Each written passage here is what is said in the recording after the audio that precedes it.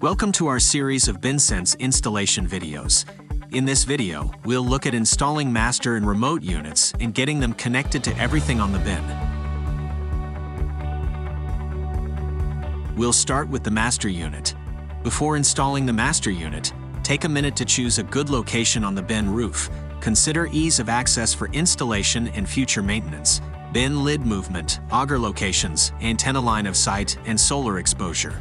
Once a location is selected, carry the master unit and battery to the roof of the bin in a backpack or using a method that allows you to keep both hands free to safely climb the bin. Place the master unit on the top of the bin with the link cables and the lid latches pointing towards the ground. The antenna fin end should be closest to the ground. The magnetic feet will hold the unit in place on the roof of the bin. Place the external remote antenna so that its signal will reach the most remote units possible. Whenever possible, place the antenna so that it has clear line of sight to remote units. Use two self-tapping screws to attach the solar panel mounting plate to the bin roof on the south side of the bin for maximum solar exposure. Use the magnetic feet to attach the solar panels side by side to the plate.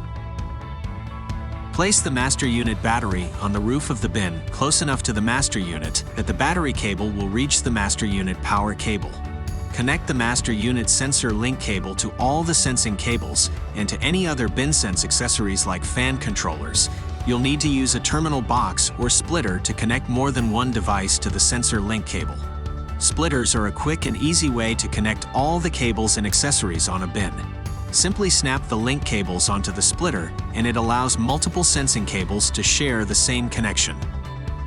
Terminal boxes allow for better cable management and more connections.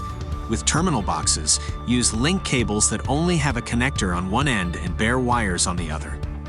Pass each link cable through one of the cable grips of the terminal box, cut and strip the outer jacket to length, and press the wire ends into the red and black labeled connectors inside.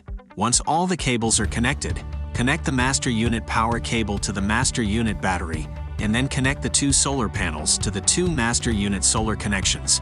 For bins with remote units, place the remote unit on the top of the bin following the same considerations as mentioned for master unit location.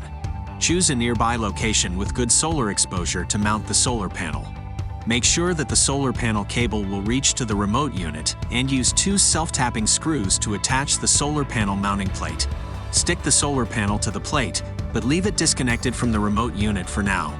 Next, connect the remote unit sensor link cable to all the sensing cables and to any other BinSense accessories on the bin. Again, you'll need a splitter or terminal box to connect more than one item. To power on the remote unit, carefully remove the battery pull tab. Make sure all the batteries are in place and secured with the hook and loop strap. Connect the solar panel and the remote is ready to go. This video mentions how to power master and remote units on, but it's important to be mindful of the order that devices get started up to minimize unnecessary battery drain. There are a few other points to consider as well before starting up a site, which will be discussed in more detail in a later video.